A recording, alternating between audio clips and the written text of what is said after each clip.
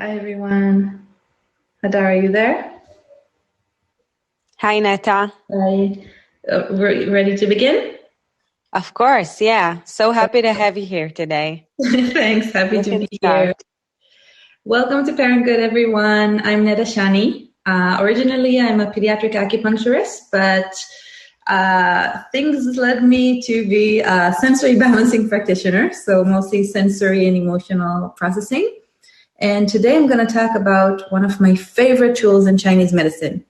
It's called five-element theory, which it says that we each have one more dominant element that kind of defines our strengths and our weaknesses. We have two more that are more dominant than others, and then each can be deficient, excess, or it could be balanced. In children, things are a lot more out there. It's easier to observe. And once you know which element they are, it kind of helps you, oh, this is why they see things this way. This is what motivates them. And so I'm going to kind of walk you through it so you get some tools and tips and ideas that you can later use on daily life, not just with kids, on yourself, with partners, at work, but mainly we're going to focus on the kids. So I want to see if I can't reverse my camera, but I'm going to try to show you. Let me know if you see it. Do you see the five elements when I hold the phone like that? Yeah, we can see it now. So before I start going over them, you can just kind of look and read about them and see if you recognize any of them in yourself and anyone around you. Just kind of make notes to yourself which elements you think you recognize.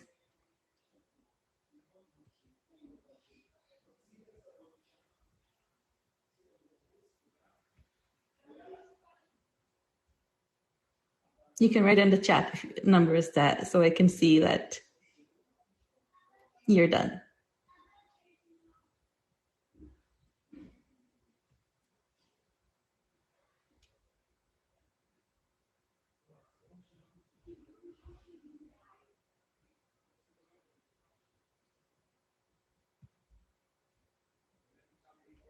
Okay.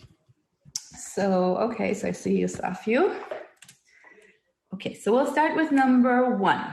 I don't see any number. Did anyone write down number one or recognize the number one? Okay, we got some ones. Okay, so element number one is wood. It's Mowgli from the Jungle Book. It's someone that when they walk in a room, you immediately notice them. They're very assertive. Their tone of voice is loud. They speak with confidence.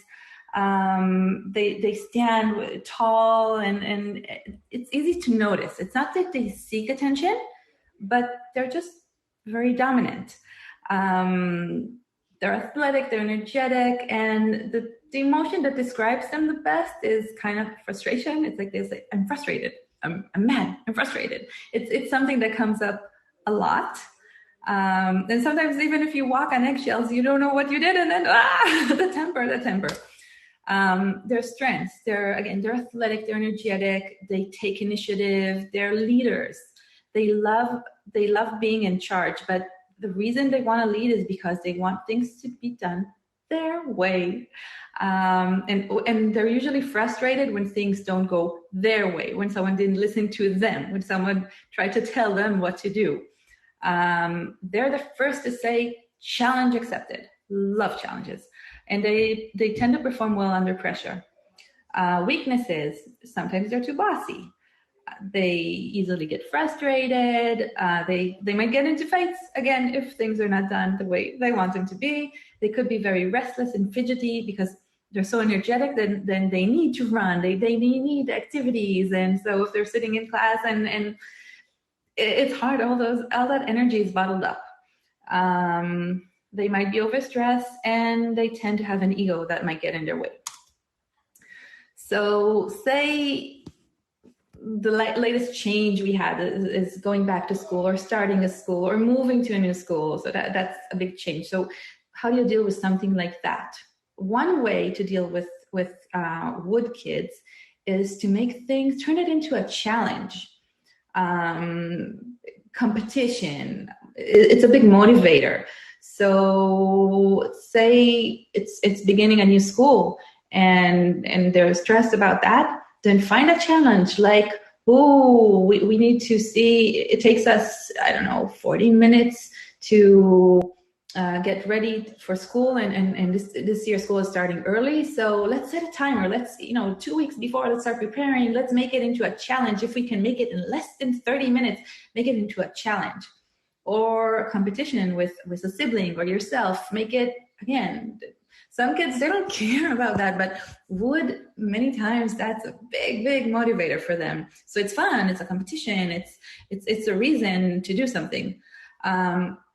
Another thing for them is when you give them control, it helps with stress. So control can be over several things. You can make it over new clothes, over a school bag, or control. Do you want to go there by bike or walk there or take the car? Like, give them wherever you can, give them choices. Like, those are choices that you're in control, right? You decide which choices to give, but give them the feeling that they have control over the situation. That many times it helps reduce the stress.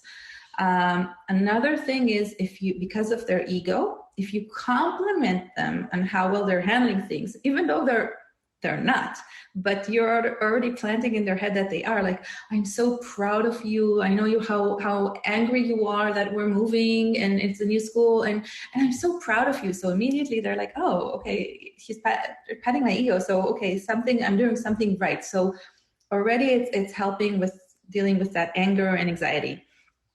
Another thing that I often recommend for wood kids, all kids, but woods especially, like, set up a special time, and that's time to spend together, but give them choices. So it's not just about the special time.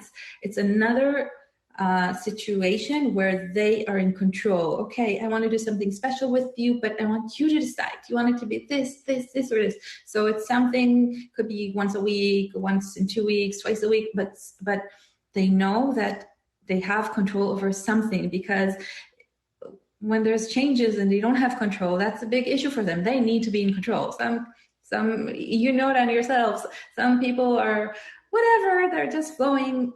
Woods, it has to be under their control. So find where you can give them control.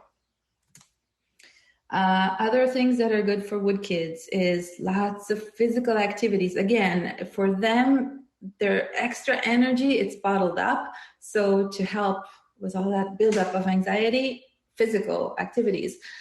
For some, it could be a supervised pillow fight. For some, it could be one of my favorites, body sock, that they can fidget inside of it. Fidget toys, running, martial arts, whatever they like. But sometimes if they wake up really early, you can run around school, jump on something, again, an outlet for all that buildup of emotions. Something else that you need to take under consideration is let them marinate. It takes time. And if you start planting an idea, but then you let it go, and then they will marinate with it. They'll take the time to think, and it might actually then be their own idea. They forget that you brought it up, but let them marinate. They need their time. Fidget toys, the puppets, again, the body sack that I showed you in the picture, stress toys, and you can make your own. Lots of do-it-yourself stuff that you can get, or just order a package. But to help them when they need to do something with their stress, they have something. Again, the stress ball, or you have those toys with color that you turn over and they see it pour down. Again, it's very relaxing, and it's something that they have control of. Do massage for them with rocking emotion, not like quiet yoga. It's either yoga that moves a lot or massage where you kind of rock them from side to side. I can, if anyone wants, I can send you a video later of techniques. For learning at home, I would have them have their own station. Again, need control. So something, again, that they have control of, their own learning station, somewhere where they have their own say. School supplies, help them, again, if they can choose, oh, do you want this bag, that bag, this outfit, that outfit, all about a sense of control. Even though you're in control, you give them a sense of control. I saw a few element number 2s, right? We have 2s. Okay, 2 is also very dominant, but different. They're happy and excited, and they catch a lot of attention, but differently. Wood is very dominant and assertive. Element number 2 is fire. They love attention, so they're all fiery and happy and giggly, and they're the class clown, and they're smiling and they're laughing and they're giggling. Amongst their strengths, they're very charismatic, and they're also leaders, but they're not looking for control. It's just that they're so charismatic and they love people. So people just gather around them because they're fun. They're very friendly and creative and energetic. They could be the class clown in a good way, but sometimes they want attention, and it doesn't matter if they get in trouble, they just want attention. So sometimes it's the child that you yell at home all the time because they will get in trouble just to get your attention. So it's something to take into consideration, because you want to avoid drama. So you want to kind of recognize when they're just trying to get your attention, and then be different, because if you feed into their drama, they'll just keep on going. Weakness, they might be in a place where they are won't stop talking. They, again, sometimes the need for attention is too much. It's hard for them to sit still. Not like fire with so much energy, and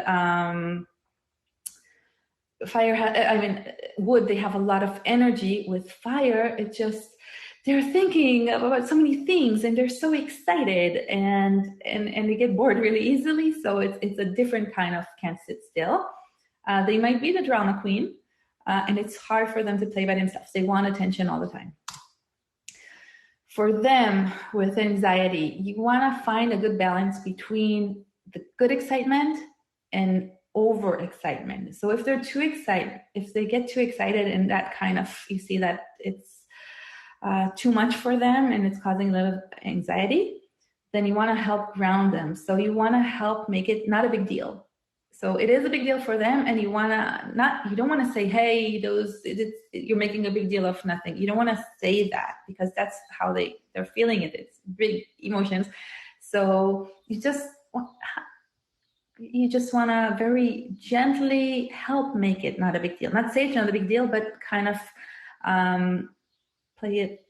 tone it down a notch. Like maybe if it's a new school, then, oh, you know what? You already know some of the kids from last year, so it's not all new kids. Oh, you already know the building, or something that makes it not a big deal. Yeah, you already learned that. It's just make it not a big deal, so it's easier for them to breathe. On the other hand, you might, if they're not excited and they're stressed, you want to find a way to excite them. So, I remember you wanted that new jacket. Why don't we get you a new jacket so you have the new jacket you wanted for school? Something that is fun for them, a new lunchbox, something that is exciting for them. With fire kids, because they're so social, for them, play dates or any social events is helpful in case of a new school. So even talking to the teacher, or we got presentations of the teacher. So going through the presentation, look, your teacher likes what you like. Wow. Can you see, read in her presentation, see if there's something that you have in common. So sometimes you want to get them excited. If they're stressed and they're not overexcited, you want to get them excited. And they're easier to get excited. They're fun. They're looking for the optimistic, for the fun things. Element number 3. 3 is easier but challenging in a different way. 3 is earth, like we needed poop. Their dominant emotion is empathy, but also worry. So they're the one that looks out for their parents. They're very empathetic. They see others, and sometimes they see others and put themselves last. And they tend to worry. So, what's this going to be like? What's that going to be like? And they love home. They love the routine. Very, very mellow.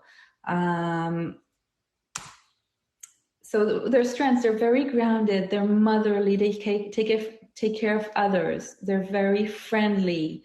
They're creative and compassionate. They're really good friends.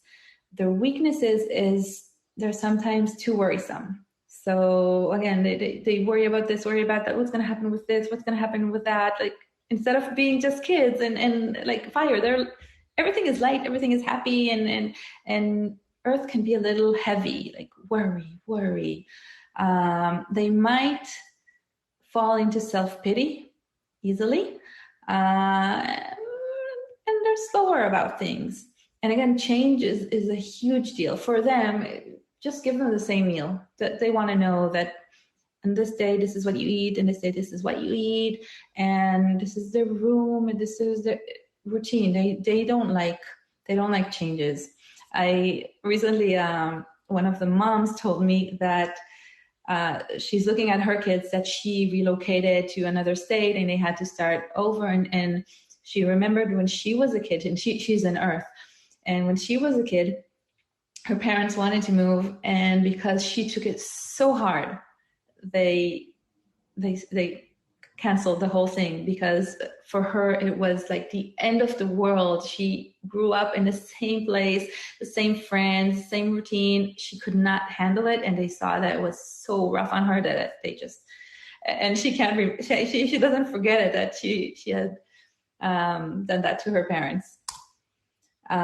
So with earth, what you want to do is, yes, they feel sorry for themselves, but the first thing they need from you is your empathy. So first, we acknowledge their emotions. So yes, I see you're having a hard time. Yes, first, yes, give it a place. Yes, I see you're suffering. I see your anxiety. I see your pain. First, see it. Only then you kind of give them a nudge forward, because you don't want them to sink into that But again, I see it.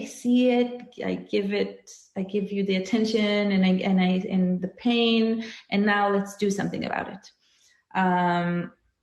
So for them, again, it's all about the routine.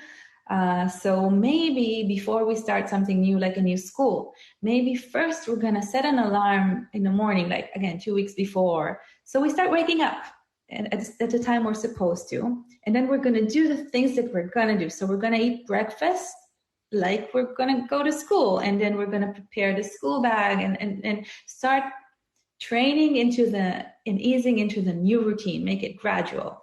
Find an object that reminds you of your home. So maybe it's a stuffy, maybe it's a family photo, but something, because for them, some kids, my kids forget about me when they go. But some kids need a reminder. They need that. You go to a hotel, they want to take their stuffy, they want to take their blankie, they want to organize the bed in the hotel, they want to make it take a little piece of home with them. Something else that can help for them is food is a comfort. So maybe you prepare a menu, and then you plan together, okay, this is what we're going to take in the first day of school, and it says this is a menu, and maybe even cook together. Cooking together is a great activity. Gardening is a great activity for them, very grounding. But again, making sure that they see, that they know that you saw and acknowledge what they're feeling. And And another thing you want to be careful of, they're pleasers. So sometimes they won't even tell you how they feel. Sometimes they won't even admit to themselves because they're concerned about you, they're concerned about others, and they put themselves last. And for parents, it's the convenient child, and it's convenient for many parents. And sometimes they forget that, let's not stay in the comfort zone. Let's see what's going on. Let's help them express themselves and see what they need from us. And really teach them that pleasing is not the way to go. And element number 4. Did we have a 4?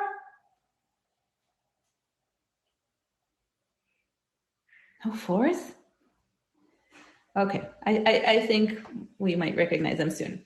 Okay, so element number 4 is like Elsa or Master Shifu from Kung Fu Panda. The dominant emotion we see usually is like grief of a situation, like not completely letting go of things that happen. They're usually very like slouching their shoulders. They have a sharp voice, and like if they shake your hand, it's very swift. They're very precise. They're perfectionists. They're very, very organized. If in school they're the ones that take notes and everything is, they know everything is labeled. Justice is very, very important for them. They're having a hard time when things are not the way they're supposed to be, or if there's an injustice, wow, that's so hard for them to let go. They're super reliable. They're super, super honest. Sometimes you can't even get a white lie out of them. It's hard for them the concept of saying something that is not 100% the truth. So sometimes there'll be the kids that always tell on others because it's the right thing to do. So that's why they do it. Weaknesses. They might be obsessive. Again, it's hard to let go. So sometimes they remember things you've done to them a year ago, and they didn't find an outlet how to tell you, and it's still in there bottled up. So grudge. They can hold on a long time. They might regret things. First of all, they think, should I do it? Should I not? They will weigh it. They will make Excel sheets. Should I do this? Should I not do this? And after they make a decision, they might regret it for a very long time. They avoid challenges. And they avoid challenges because if no one promises them they will succeed, and they do not like failure. They're perfectionists. So they'll just avoid the challenge. And their honesty, sometimes it's hurtful, not because they mean to hurt you. It's just because, again, they're so direct that sometimes they hurt others by just saying the truth bluntly. For them, you do not speak to their heart. It is not the way to go. They need things very, very rationally. So do you remember that when COVID started and online learning, everyone was sending the daily schedule, what to do, when to wake up, what to do, when to eat. And it was a day where I think every parent got it. And then in like 5 days, the whole social media was full of jokes about it. Like it didn't work for anyone except for middle kids. They need a schedule. They want to know exactly what it's going to look like. So if they're starting a new school, they want to see photos of the school. They want to know what the schedule is going to be like. They want to know the information, not be happy about it. It's not that. It's just very, very rational. So for them, like watch an information video about things. We're going to this place. Oh, okay. I want to see what they have there. What are we going to do on the vacation? What are the places? Like they need to know. And they need, again, the data, just information, facts. They need their space. Because they have boundaries, very direct, very strict boundaries. For them, if they're starting a new place and they're stressed about that, then they want it organized. They can't tolerate a mess, organizing gives them the boundaries. So ahead of time, let's organize everything. Let's label label is great. Buy them a labeler. That's the gift of a lifetime. And then you can make labels and everything makes sense. Makes sense. You can breathe. It's relaxing. It's okay. It makes sense. Just if you remember what the daily schedule was looking like, again, for them, it makes a lot of sense. Element number 5. Did anyone put down number 5? Element number 5 is usually the hardest to pinpoint. Unless they're very, very out of balance. Element number 5 is water. And water kind of takes the shape of the container. So when they're balanced, they have a little bit of every other element, and you put them with kids that are fire, they'll bring fire out of them. But if you put them with kids that are metal and they're quiet, they'll adapt. It happens automatically. Like maybe for you have to think, oh, okay, let's read the social situation and adapt. For them, it happens. They're very intuitive, so it happens automatically. So it's harder to know what they are, again, because they adapt to situations. Their dominant emotion is fear. So when a child is very, very fearful all the time, then it's kind of more noticed that they're water. But on the other hand, their strong emotion is willpower. They can achieve anything they want when their element is balanced. So the wood element can also, number 1, they can also achieve anything they want, but they'll do it, and they'll do whatever it takes, and they'll fight for it. Water, no, they'll do it quietly and peacefully. They'll flow, and it'll take whatever time it takes. It's fine. They'll get there because they have the strong willpower and they have the patience. But sometimes the fear stands in their way and kind of freezes them.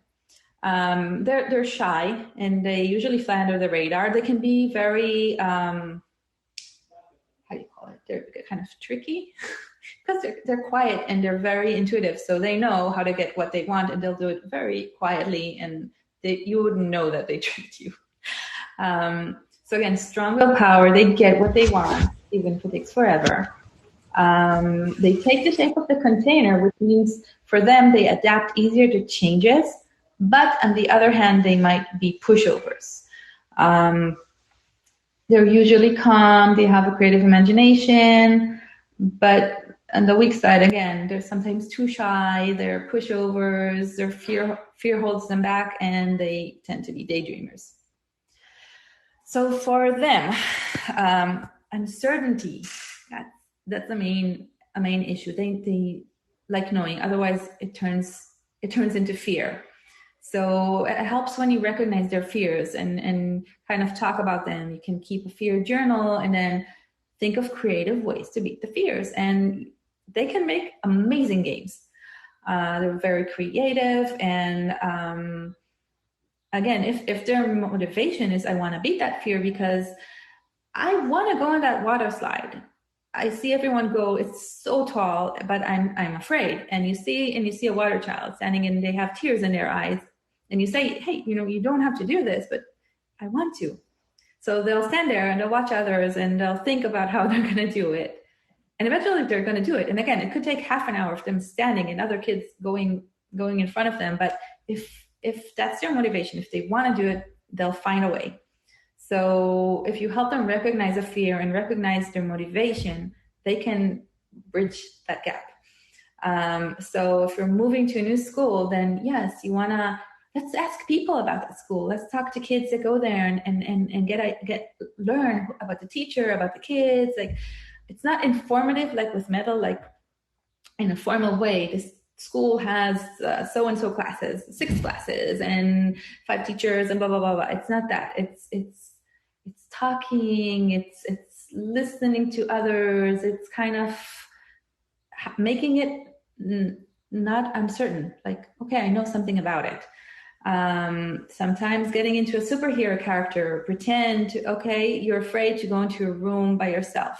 Okay, which character do you think would be able to do that? Go into, it's a new house. I know that room is a little, you're still not used to that room. And one of the kids said, who was it? It's the kangaroo from Winnie the Pooh.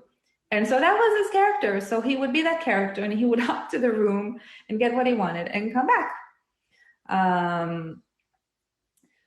So make up a character. And then mindfulness.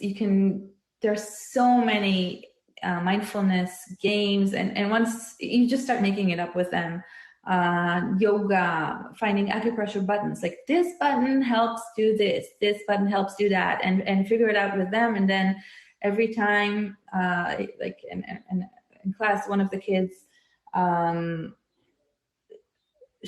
was one button that helped her relax and imagine she's at the beach. So every time she would like freak out or something, then we'd remind her, okay, which button did you want to use? And she said the beach button. And then she would press that button and it helped her kind of relax. Oh, and again, water, beach. So it's helpful. They also need their privacy. So metal really needs their privacy because of the boundaries. Water needs their privacy because they need kind of space for themselves and for their very deep thoughts. Wood need control, but earth are fine. They're go with whatever. And fire actually don't want privacy. They want attention. So you can put them in the middle of the living room as long as someone always sees them and passes by, they're fine. And water also, because they're such daydreamers, sometimes you need to kind of set a timer for things. So that's kind of the basic of the 5 elements. And again, what motivates each one, and it's not like a protocol. Sometimes a child can be more water, but also has wood and also has fire, and it depends how much of each, and it depends if it's in excess or in deficiency. But again, you kind of trial and error and see, oh yes, my child, whenever I tell him to do something, he'll purposely defy me. Okay, so that more sounds like wood. So how do I say it differently? So it will be a challenge, or again, I will drop something and let it go and let them marinate, and then it's gonna be their own idea. Or again, I'm gonna make up the rules, but I'm gonna give him a few options so he feels he has control. So again, it's all about kind of reading what my child reacts to and trying. So there are a few ideas. There's also a guide that I wrote that I can send you guys, and then you have it more in front of your eyes. But yeah, do you have questions specifically on the elements?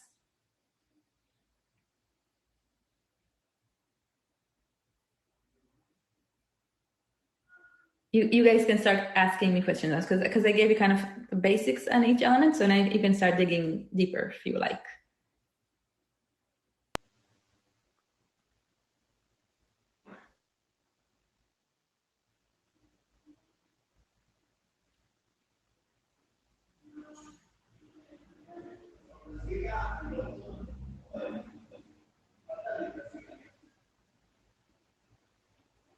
I just wanted to, Neta, could someone hear me? I can hear you. Oh, okay. I just wanted to ask Chris. Chris had a question. If you can talk about this topics more in divorce matter. So just wanted to tell Chris, if you'd like, you can unmute yourself and tell Neta more about your kids' types, and she can help.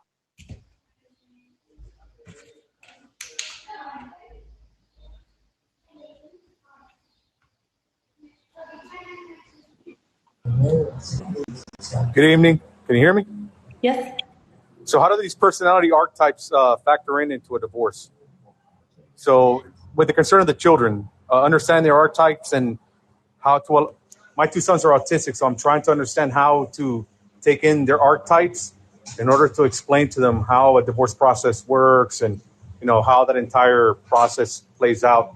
So that way they understand based on the fact that they're on the Okay. Do you know which types they are? Like which element you want me to address? Both boys are very submissive. They're laissez-faire. Like, basically, they're as long as they have what they need, iPad or technology, they're good, and they tend to just go with the flow. Okay, so you're concerned that they're not expressing their emotions and what they need? That they're not going to be able to understand how this process works. And I've had conversations with both of them about, this is what's going to happen. And, mom and daddy love you. And it's not your fault. This is just the way it is. Now you have two houses. And my oldest is 16 years old. And the way I explained it to him, that I think it went over well, was I told him, I said, look, now you have two houses. So now you have two birthdays, two Christmases, two Thanksgivings. So more food, more gifts. But my concern is that I want them to be able to process this entire, the process of a divorce, where they understand, and I don't want them to suffer any, I don't know, maybe adverse psychological issues. Like I want them to understand that this is just the way it's happening, and it's not. Mom and dad love you, so I just want them to understand that this is what's happening. But at the end of the day, we love you. And I guess my question is that how do I explain to them what's going on without them being confused? I see. I think this is something to talk with someone. I'm assuming they have someone who works with them one-on-one and knows them personally. Okay, I got you. I'm gonna chime in. I think it's if you want, I can talk to you later and try to help you specifically. But I think it's someone that knows them to address them specifically. It's what I'm talking about is more in general. Hi, I just have a question. I want to chime in with as far as his question and as far as what I figured this topic would be about is how to help the children through anxiety of change and them processing so much change, especially a divorce. How can these different elements be met through such a difficult change as divorce? In general, okay. So say again, would I'm talking in general, right? So it's wow, they took away my control, right? I'm not in control of the situation. So with a would child, I would find ways to help them feel more control. So just ideas. Maybe, okay, when you're in dad's place, do you want this in your room? Do you want that in your room? Do you want mom to pick you up at 4 or 4:30? So little things that they're in control of because I want to say it's choices. They require a lot of choices, and that their feelings are validated. Yes. Yeah, so she I don't know who that is, but she's hitting on the head. Like, I guess involving them and allowing them to make decisions takes the anxiety away because they feel like they're in control. So yeah. What child I would find out, like, okay, because they're not in control of the situation, so I would find out where I could give them more control. With fire, I want to see, get them excited about things like, okay, you wanted, you wanted your own, I don't know, Wii game or something like little. It doesn't have to be something big, but little things. Oh, let's make it fun. Let's make your new room fun. How can we make it more fun? Yeah, you're right. That's basically the angle I'm taking is let them be involved in the decision making on things that affect them directly. So like you're saying now, what bed sheets do you want? Do you want a PS5 in your room or do you want an iPad? So that she's correct. Just so they feel that they have some control over something that's really uncontrollable. So okay, cool. Yeah. And then for Earth, I would find where they can. Again, you broke the routine.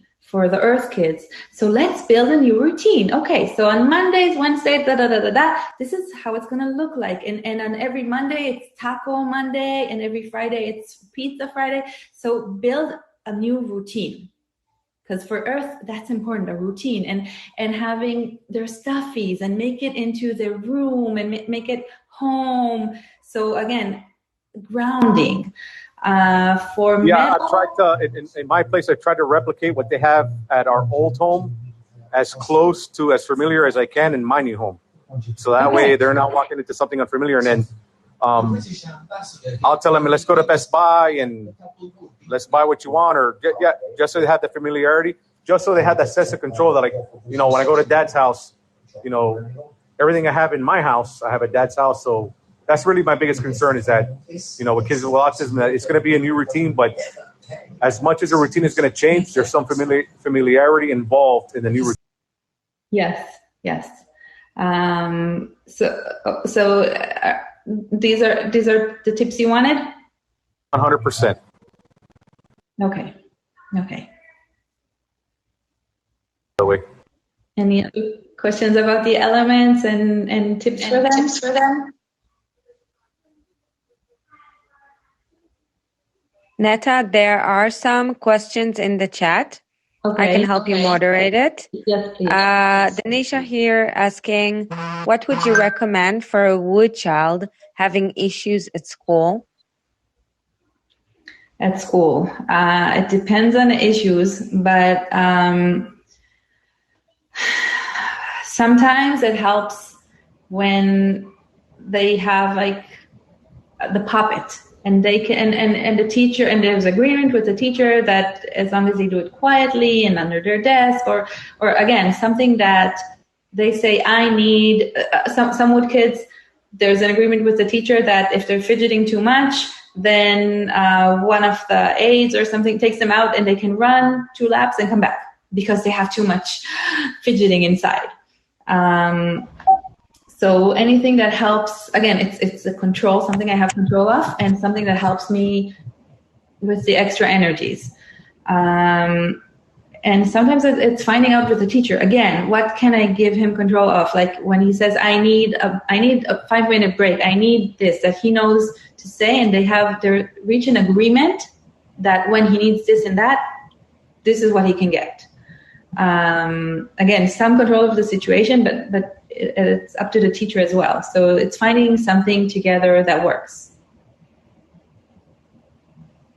Or challenges, like, if every class that you were in and you were able to sit through the class, that day you get, I don't know, it's challenge them. Okay, if for the whole week, I don't get a note from the teacher, we do this. It's like challenges. So that can also work.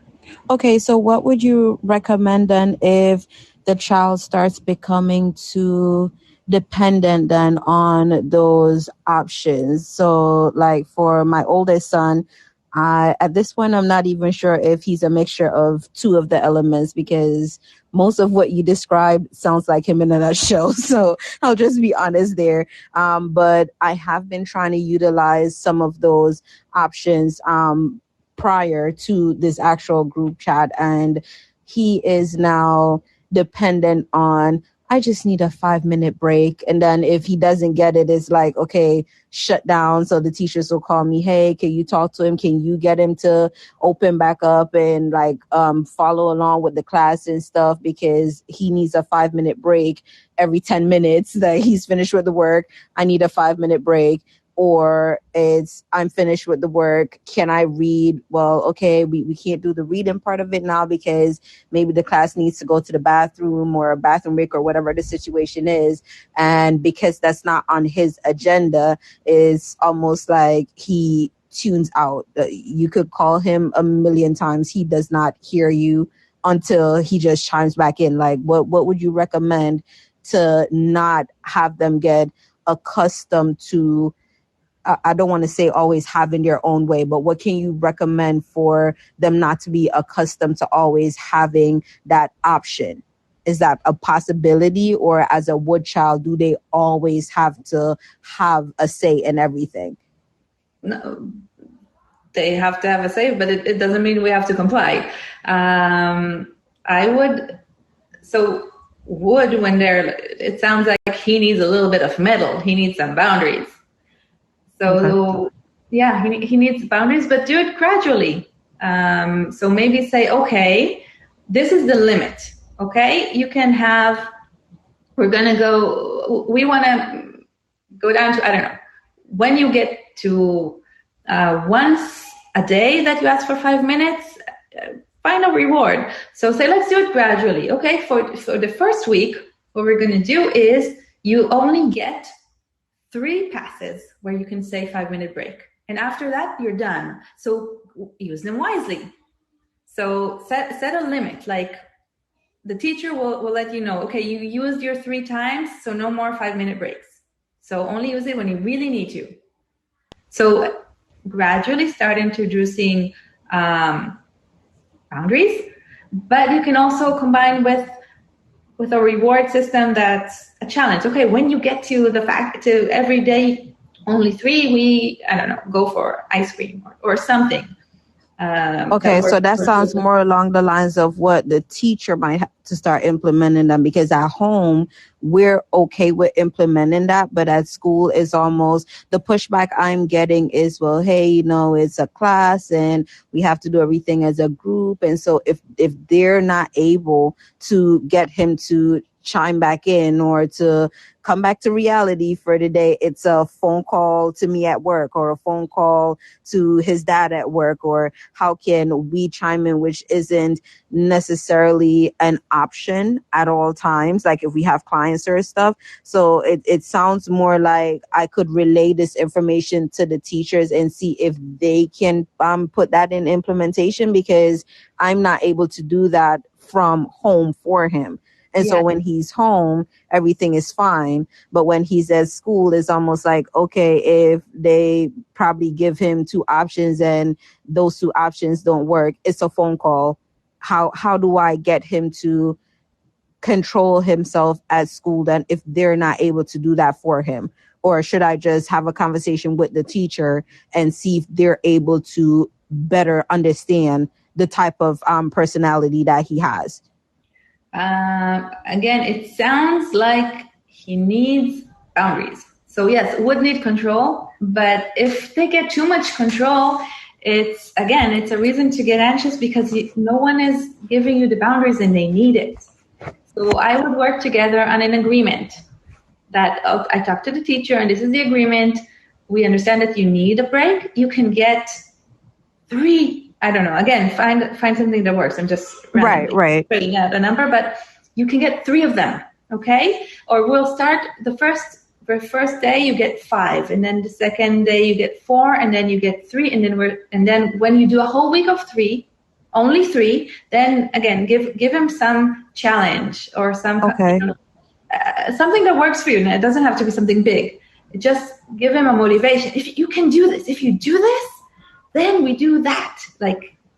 Okay, yeah, I see how you spun that around to bring it back to me having, or his dad and I having the ability to control the situation somewhat. Because again, he has the boundaries at home, but it seems like at school there is none. So I'll talk with the teacher and see what they can implement. And then the example you just gave of, okay, if you have this amount for the whole week or stuff, then I can do a reward as far as that. So I'm setting boundaries without being there. And then the teacher can also set some boundaries there in the moment.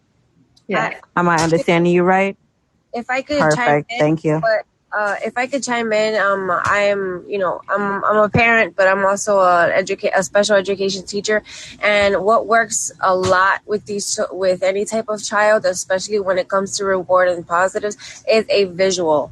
So if there can be like something in their room with a little visual board chart that maybe focused behaviors and focused things that are challenges for them that they can visually see, to say, okay, you did this this week 3 days in a row. So today you get the choice of, and then, their choices on the side. And then you put a sticker for the things that they accomplished that week. And then next week you wipe it and you do it again. Yeah, sounds really good. Thanks.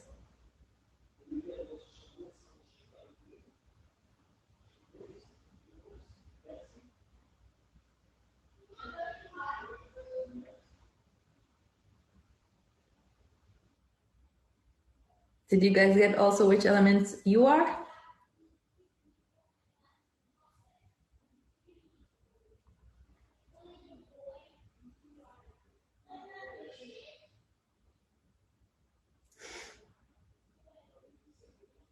Good. It's good to know your strengths and your weaknesses, because then you understand why this is your first reaction. Because like people that are water, and then they're like, okay, first I freak out. So then they know, okay, I'm not going to give an answer right now. I know that first my fear is going to come up. So I'm going to let it sink. And then tomorrow when I wake up and my willpower kicks in, then I'll give you an answer. So it's good to know that, on wood. And so that's why my frustration, okay, I'm gonna breathe and not gonna answer right away, because then I get in trouble. So it's really good to know your own strengths and weaknesses, and then how to better motivate yourself.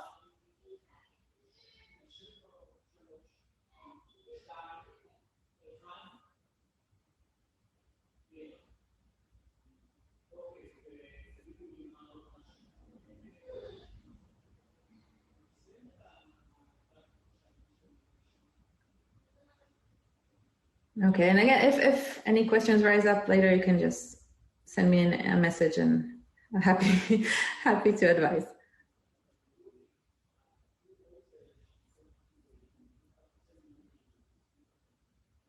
Hadar, is it going to kick us out now?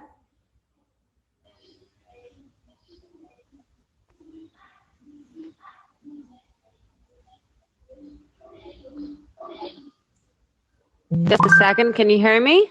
Yes. Awesome.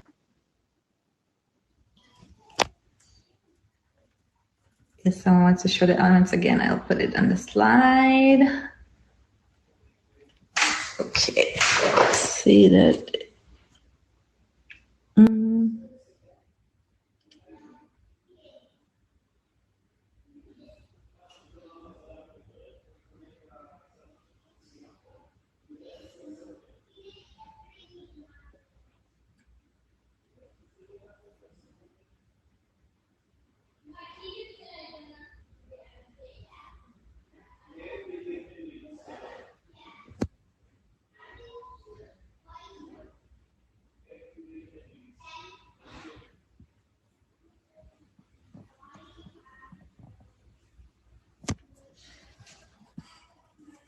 Okay. Jonathan, did you get it?